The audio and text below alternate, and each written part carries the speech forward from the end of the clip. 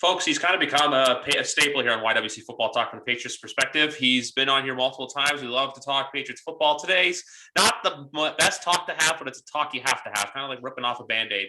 Welcome back, Keagan Stiefel, as we have to unfortunately decipher that 28-13 Saint loss to the New Orleans Saints.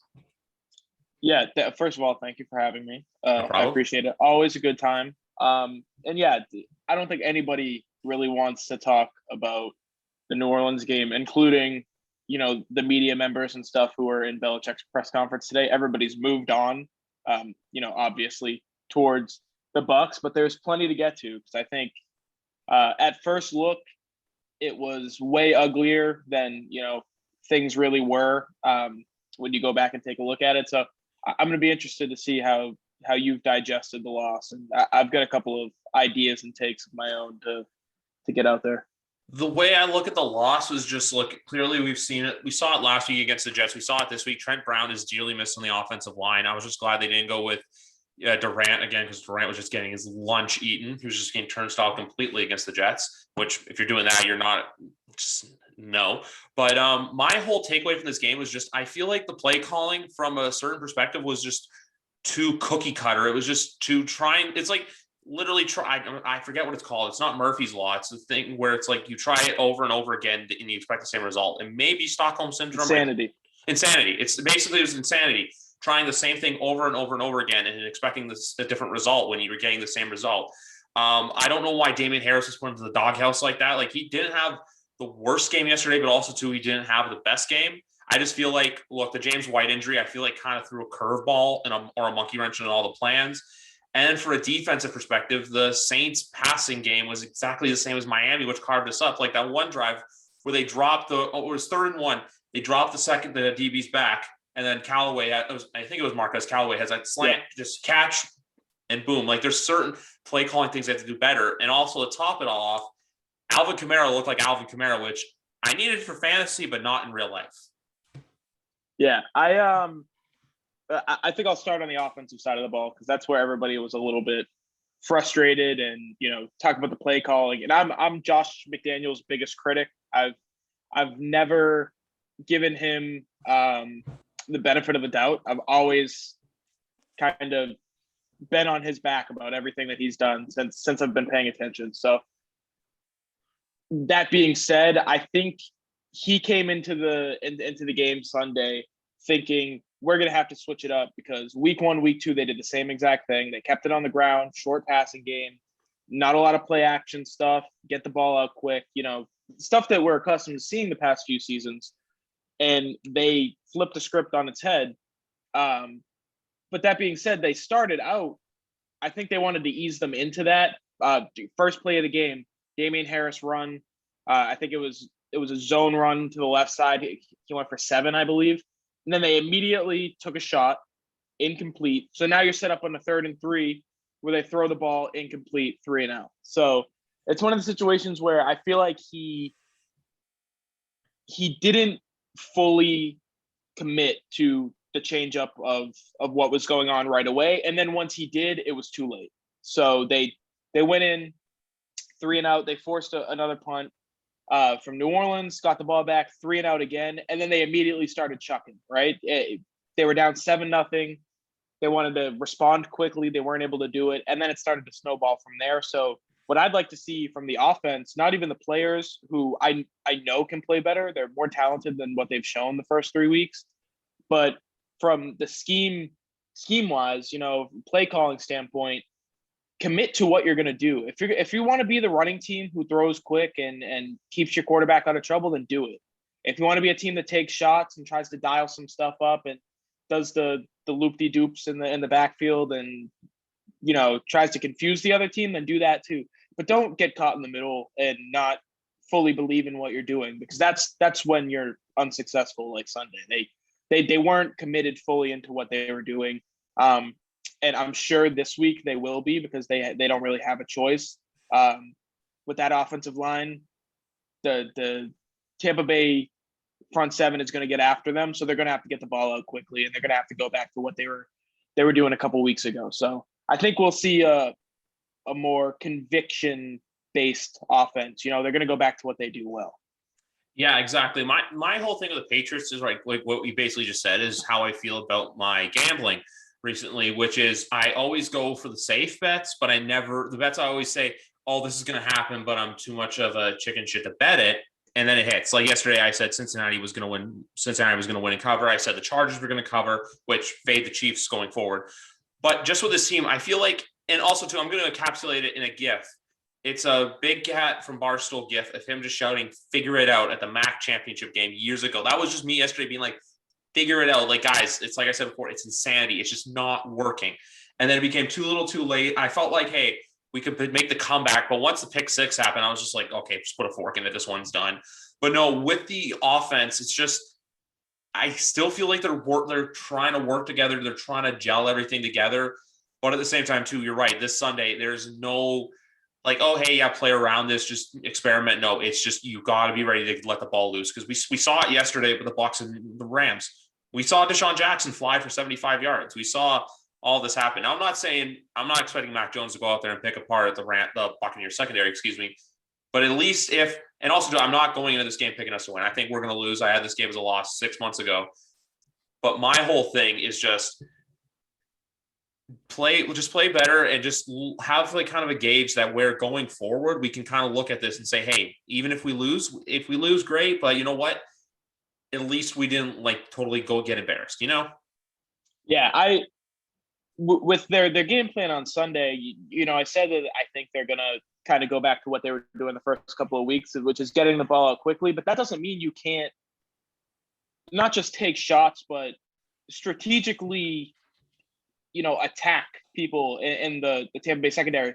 That secondary played out of their minds last year in the playoffs. And then everybody came back and they're kind of showing their true colors, who they really are. It's a lot of late round draft picks, a lot of young players who, Mac Jones tore up Mike Edwards when they were in college, when they were in the SEC together, or Mac Jones's team tore up Mike Edwards, excuse me. But it's one of those situations, right? So you're going to be able to attack those guys in the secondary, but you also know JPP and Shaq Barrett and Vita Vea and right, all of them. They're going to be able to get after the quarterback. So use the quick game to your advantage. You've got two big tight ends that haven't, as much as people want to trash Jonnu Smith this week, everybody's entitled to have an off day. And that's what I think it was. I don't think he's some bum who took the money and is, tucking his tail like that. That's not who he is, I don't think.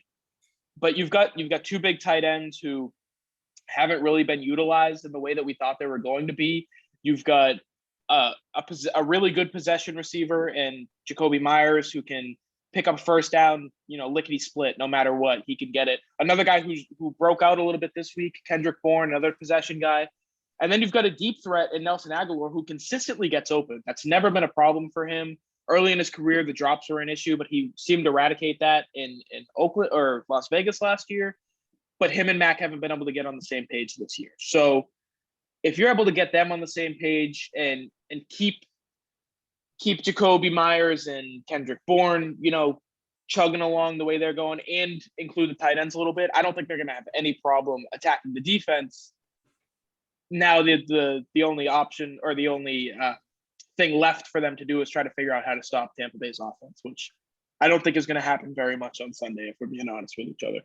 Yeah, no, I don't think much so either. I think, look, it's just going to Brady's going to come. I expect Brady to come back and beat Brady and just do his thing. But no, I totally agree with you on both takes. Like Kendrick Bourne, that's what I said yesterday. Like even too in the Miami game, and I don't remember his exact stats from the Jets game, but whenever his name was called upon, he did his job. He caught the ball, and even yesterday he had the tightrope catch. Nelson Aguilar too. I feel like, look, once they click, there's going to be a couple explosive plays here and there. It's just, look, you just gotta. It's just all about timing, and then.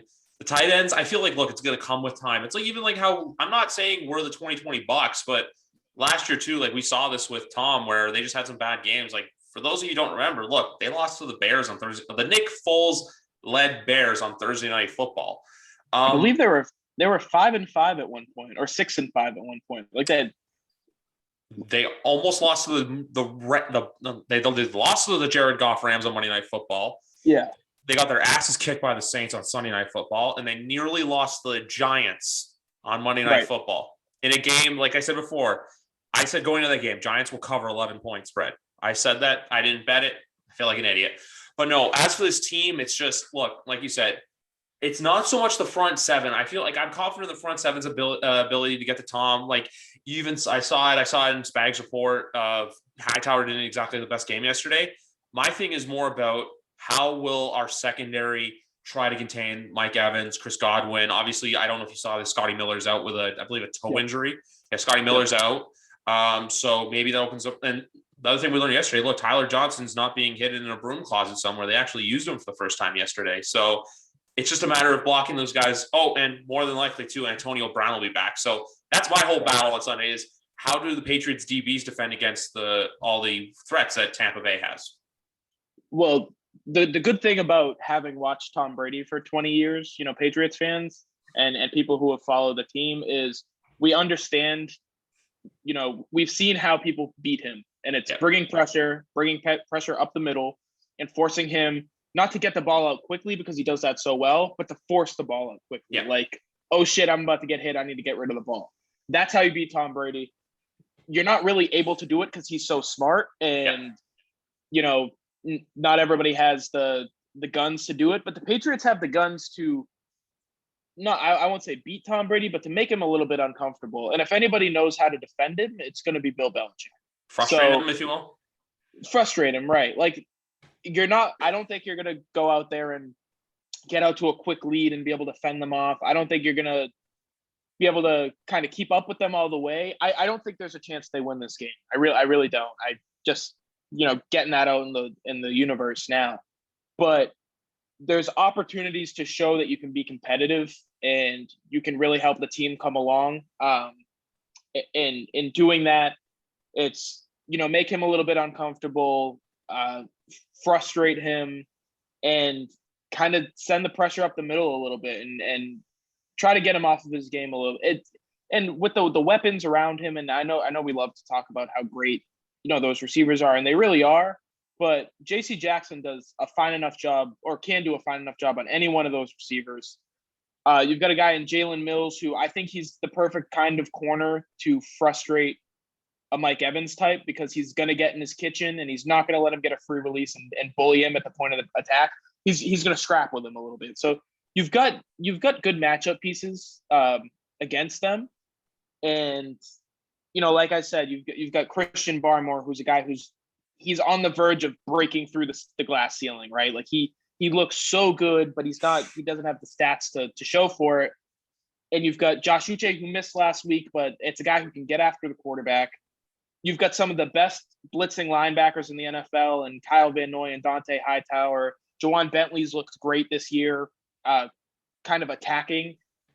He looks much more comfortable in his role, and he knows what to do a little bit better than he did last year. So I think there's a chance that you can frustrate them a little bit and maybe make it a game, right? And that's as much as Patriots fans can hope for, I think.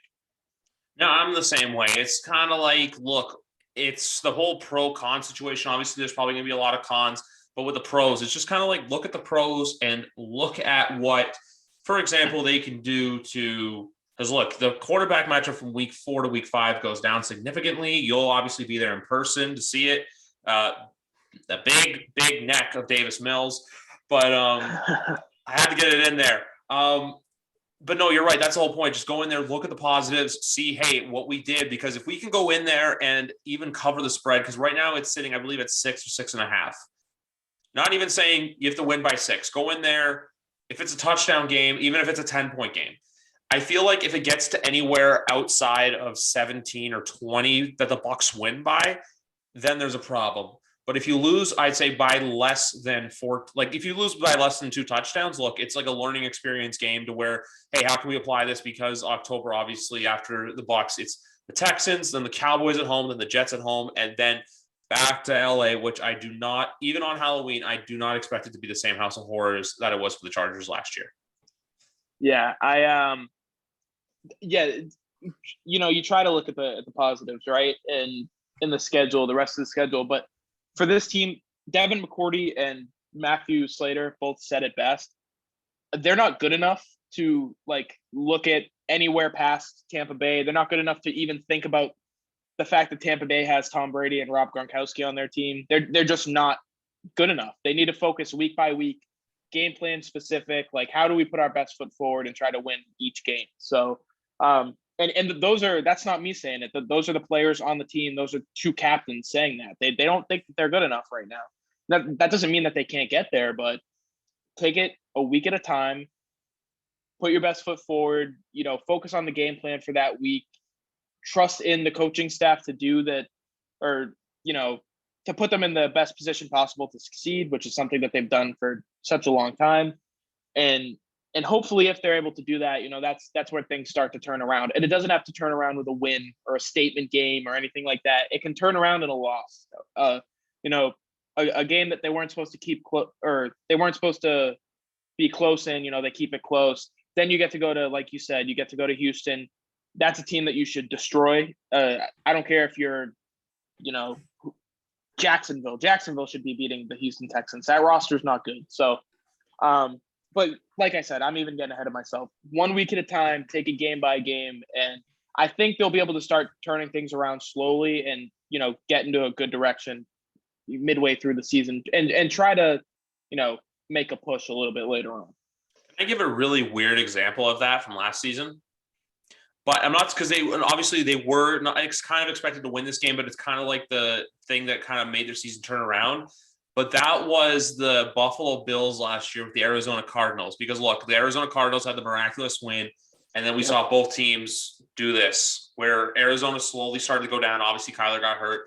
But then after that, Buffalo, I'm pretty sure, went undefeated the rest of the season. So I'm just here to say, like, look, 1-3 is not an exciting number to look at. It's kind of scary to look at, but if you can lose with dignity, you can kind of show that going forward, hey, look, it's not all exactly bad. It's like, look at the bright side, kind of like look at, like, because, like, what's the word expression I'm looking for? Because the grass is greener on the other side is what I'm trying to get at. Right.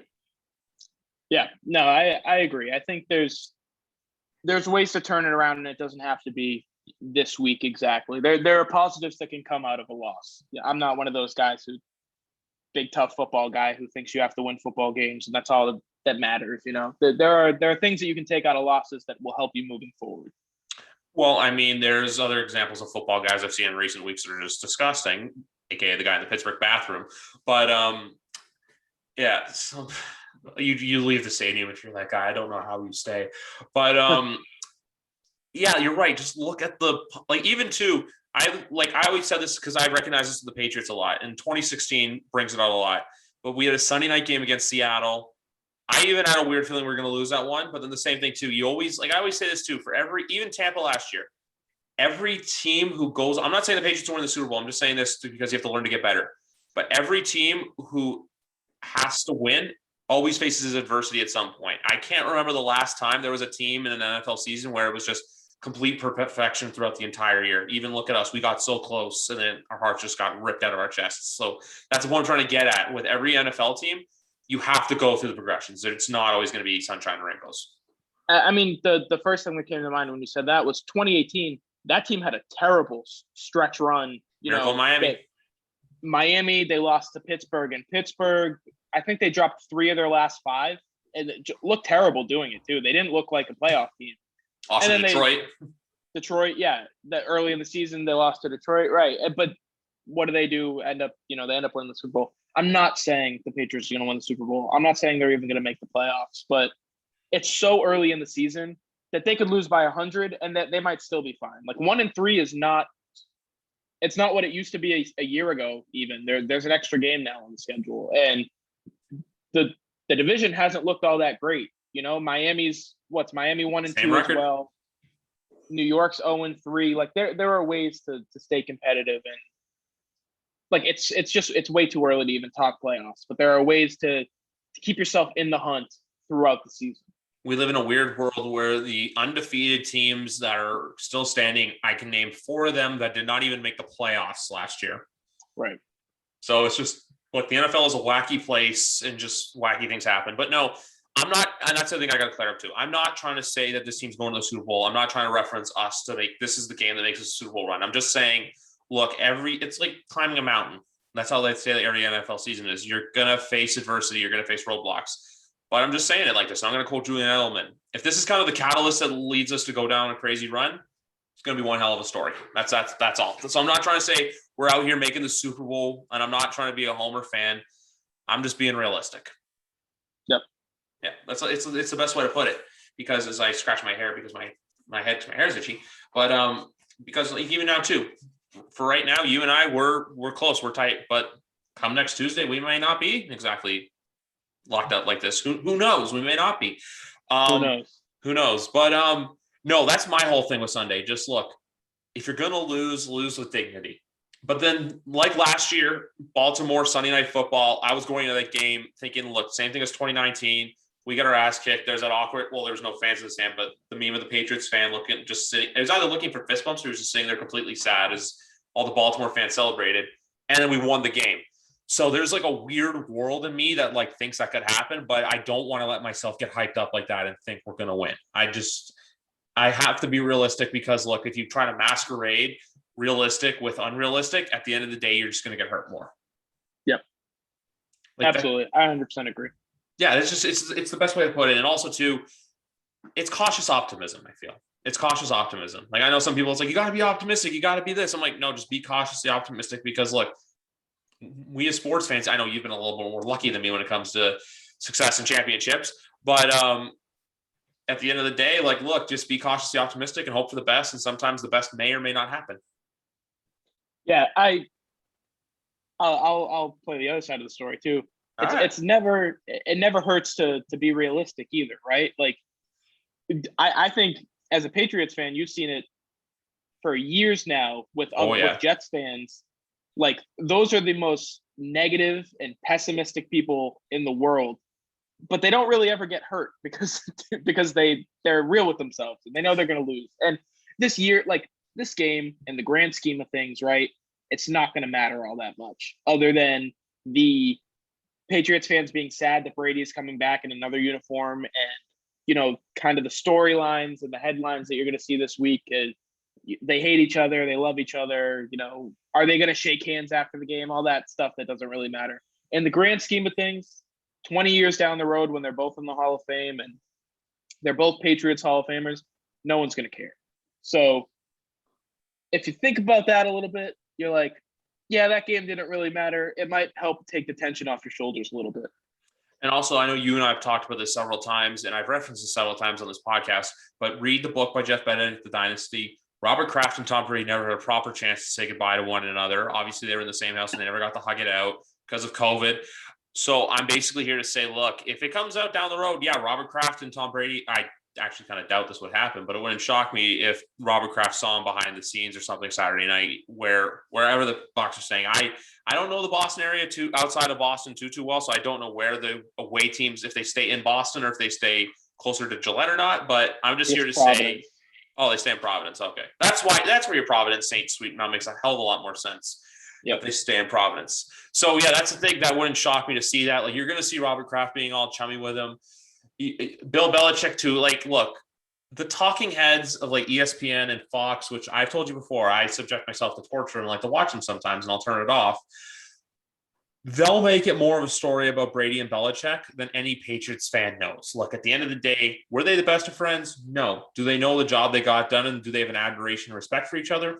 Of course. So at the end of the day, any realistic Patriot fan should know, look, they went in their separate directions, but I can see a perfect world whenever his career ends, whether that be in 5 years, in 10 years, hell, in 20 years from now. I see Brady coming. Like, he could, for all we know, come back and retire and remember the Pats. Yeah, like I said, doesn't matter in the grand scheme of things. To me, at least, I couldn't care less about that stuff.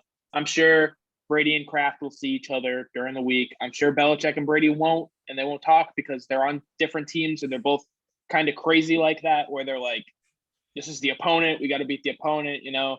But like I said, down the line, everything's going to be fine. No one has to have their feelings upset or hurt or anything like that. It's just a football game, right? So, I'm sure everything's going to be okay, guys. Everything's going to be all right. Yes, and also the one underlining storyline I'm going to have for this game is how red does Bruce Arians' face get during the actual game itself? That's one thing I got to know. Like, is it going to be like a tomato, or is it going to be worse? The only thing we're missing is a cold game, because it'd get real bad. You know, I wish this was in January, just a gross Bruce Arians tomato face. Belichick bundled up in like the big old jacket, Brady in the scuba suit. That'd be way better than this. It's going to be like, I don't know, 65 degrees. That's garbage. Yeah, you know what? If they had done this game, even hell, right before, I remember there was a rumor that it would have been the Thursday night for Thanksgiving, but I feel like that wouldn't have been right. But I feel like if you had done it like in November, it would have been that much better because the cold does play a factor into it. Yeah, Brady would have looked great, and all the rest of his teammates would have been miserable the entire time.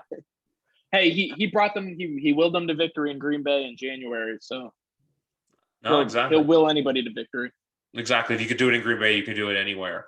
One other thing I want to talk to you about is just Patriot and Brady moments specifically, but I'm going to make it a little bit tougher for you because obviously there's 6 games that you can pick from. But I'm going to tell you this. I want you to give me a few moments from Brady's career that stand out to you that are not a Super Bowl moment or occurred in the Super Bowl, excuse me. Okay. First thing that comes to mind is the New Orleans game in 2013, just because New England just played New Orleans. I just watched that game a few times. I watched Patriots Saints. It's stuck in my head, right? So that's the first thing that comes to mind. That game I had, if you don't know anything about my backstory, when I was in middle school, when I was in 8th grade, my family moved from Massachusetts to Texas. And that game was the first game I got to watch, the first Patriots game I got to watch in Texas because it was a national game.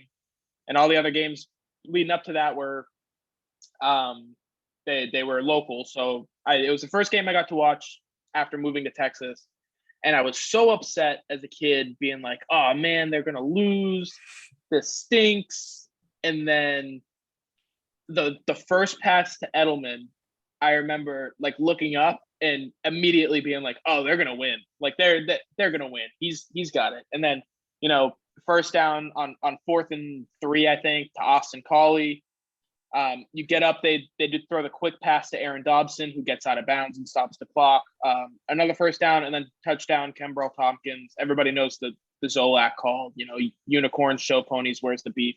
Like that's the first thing that comes to mind. And that might be a little,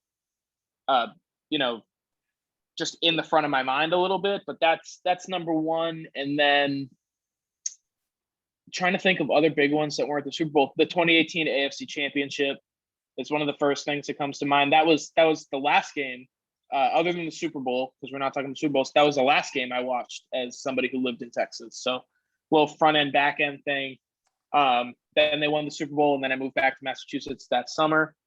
That was crazy watching that game, and that was the first year that I was really into watching it from both sides and kind of trying to get used to the journalistic style of writing, and I was doing a little bit of writing at the time, so being able to kind of experience that from that lens was really cool. And then really just as a whole, like you asked me earlier or early in the week, you mentioned you were like, oh, I want to get your thoughts on Brady and stuff, and my mind went bigger picture, and what I thought of was in my family, my parents, my grandparents, siblings, everybody, none of them care about sports. They're not huge football fans. They don't really care. And the reason I think is because New England always sucked when they were growing up. My grandparents were, I think, 17 and 15 when the Boston Patriots, were founded, or when they went to the NFL. So those teams were terrible. They were never very good. Like Gino Cappelletti was the only person that my grandparents could probably name as a Patriot from back in the day. So they didn't care about football. My parents grew up in the 80s and 90s. And those were like my dad loved Steve Grogan, but he was also a huge Jets fan because he really liked Boomer Esiason. So there was no allegiance for them. So long story short, they don't care about football.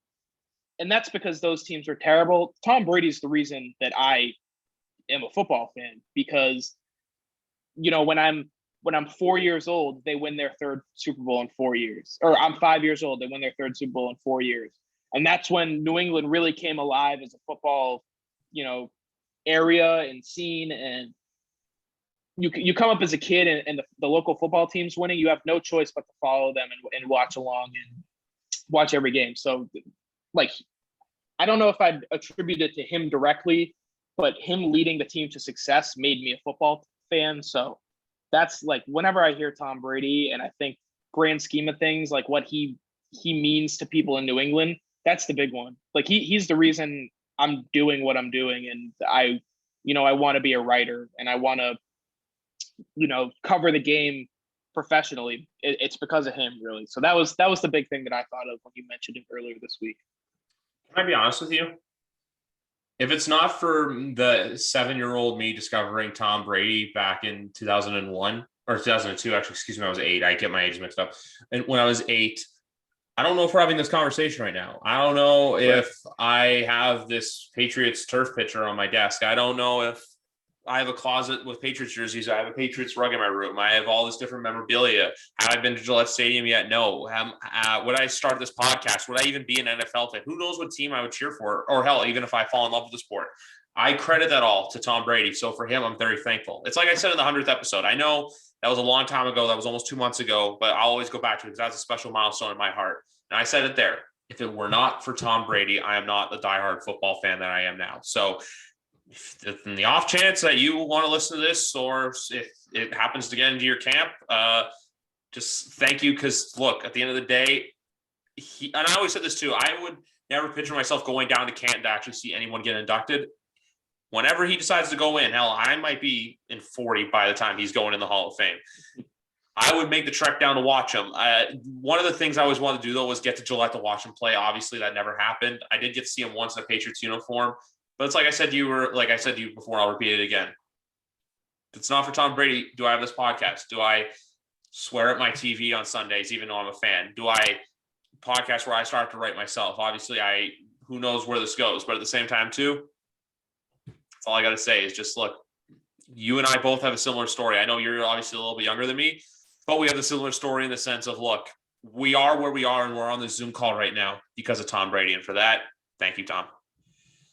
Yeah, I think I've talked about it in the past being on this show. I've distanced myself from the fan aspect of sports a little bit. Like the Red Sox are the only team that can draw an emotion out of me, and they've done a real good job of drawing the worst out of me lately. But I've kind of become numb to being a fan, which it sucks a little bit, but it also I really enjoy the aspect of being partial to things.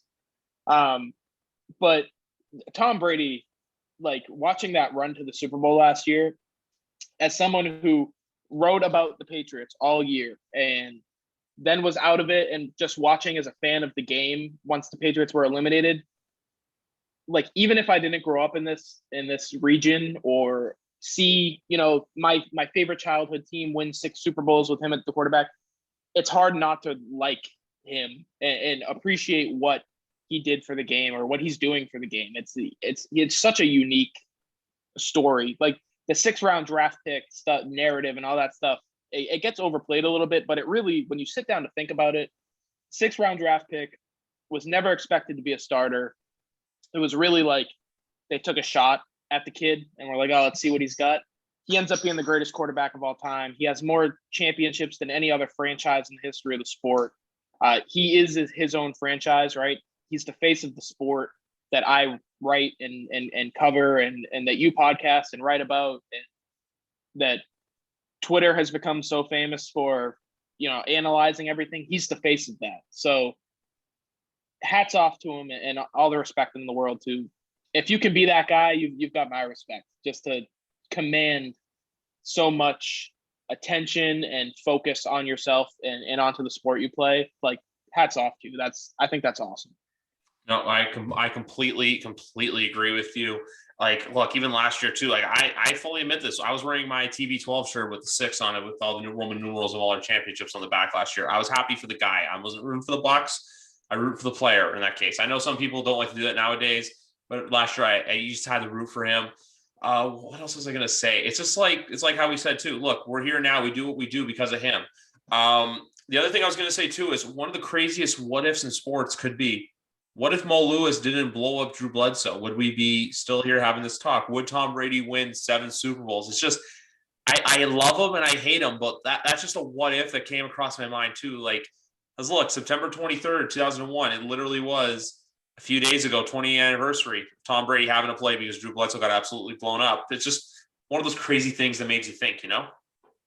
Yeah, there's like I always think, what if San Francisco doesn't draft Giovanni Carmazzi and they draft the hometown kid instead? Like there are a ton of scenarios where the league and the sport would be very, very different. And I think, as much as the focus will be on their, I don't know if you want to say beef or that, but their relationship as a whole, as much as the focus will be on that this week, Brady and Belichick were the perfect pairing.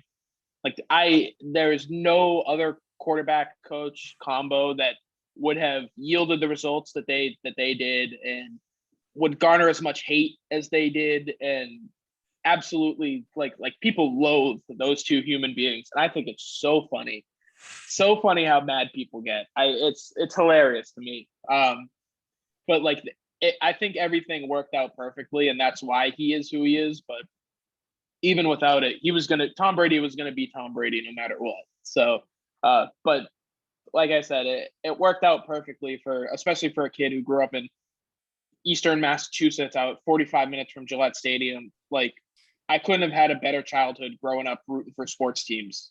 I had that, and then we don't have to get into the other stuff, but all my other teams won championships. I went to UMass; they won a championship. Like, you boys, good luck. But I had good luck, growing up as a sports fan.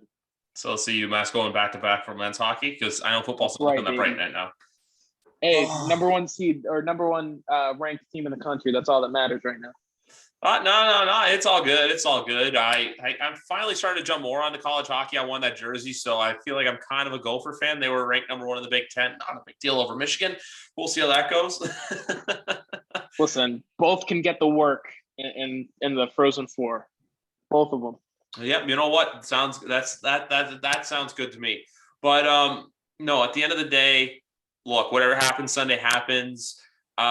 One other thing I'm actually going to ask you about, did you like the Adele promo? Did you think it was cheesy? Because I know some people were laughing at it, and the Patriots fans were just like, chills and everything, Yeah, so I said earlier on the show how in the grand scheme of things, like, this doesn't matter, really.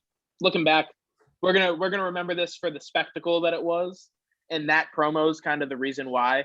Like, absolutely ridiculous. It's so funny to me, like, what a weird song to choose. Like, that there had to be something better. But I think NBC does a really good job with all that stuff.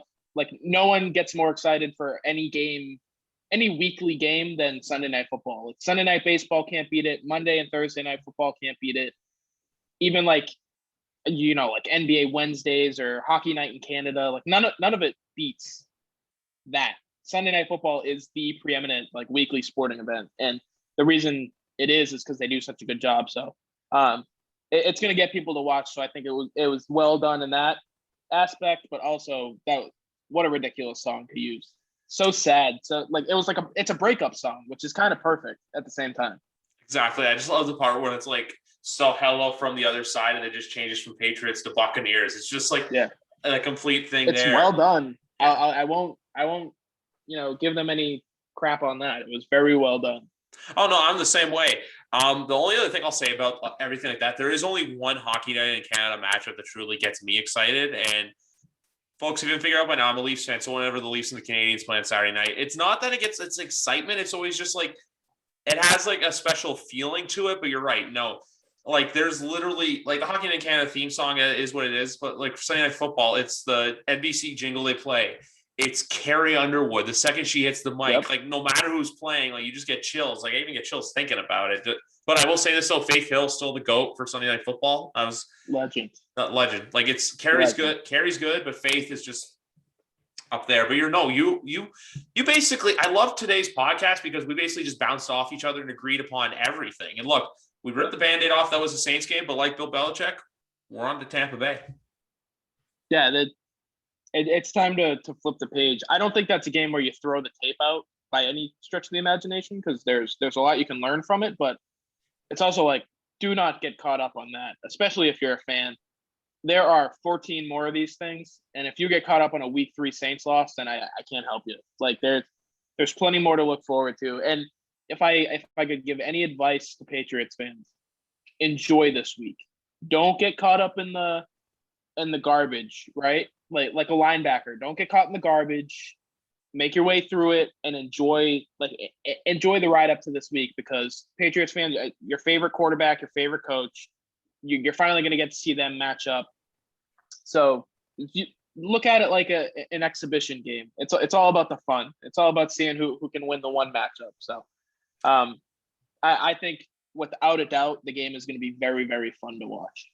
I'm just before you go, I was trying to debate on what to call this because you've given me two really good sound bites. You said one that's either don't get caught up in the garbage or in the grand scheme of things. So look out for you'll figure out the title by now by the time this is up, but I already know because you gave me impeccable and sensational back in June, and you're giving me one of those two now. I think I may have to go with don't get caught up in the garbage, because honestly, that's the great theme this week. Because I know I've told you before, I get caught up in the ESPN YouTube clips. I just want to avoid those. I'm going to listen to the podcast I listen to. Because I know, for example, part of my take, something you and I both like to listen to, they're just going to make it fun. Like even too, the guys at Tailgate, they'll just predict it and say the same things. I've said this before and I'll say it again. I think it's just the talking heads that are going to get everyone going and making this game more than what it is. So I love your advice on the whole. Look, enjoy it. We may never see this again. How about this? This week, it's don't get caught up in the garbage. And then next week, when they eventually lose, it's in the grand scheme of things, it didn't matter. It really didn't. So there you go. Back-to-back weeks. I love that, because to be honest with you, I'm actually having another third of the Pats Nation podcast as of now scheduled. Ryan is coming on here to recap the game with me next Monday night. So look, I already have, if they lose, I'm going to say basically in the grand scheme of things, I can't believe I'm already blanking on what you said. In the grand scheme of things, it didn't matter. It didn't matter. It doesn't matter. I already have a title if they lose. But you know what? If it happens to be a W for those of you watching on YouTube, we'll cross that bridge when we get there. But you know what? Like Keagan said, I'm just going to echo his message again. Enjoy this week. Enjoy it all. Absolutely. Well, that's going to do it, folks, for episode number 113 of YWC Football Talk. I'm Griff Bordegon. This has been Keagan Stiefel. You can find him on Twitter at Keagan, I believe Keagan Stiefel. Decided or? Yep, right here. I think it says it right here. So. Oh. Just look on the Zoom description. For those of you on YouTube, for those of you listening on podcasts, I'll be in the description. And also, too, guys, just check out all of his writing at patpulpit.com and the Patriots Nation podcast. Those guys have been pumping up great content all season, and it does not plan on stopping anytime soon. But that's going to do it for us. And you know what? In the grand scheme of things, don't get caught up in the garbage. Goodbye, everyone.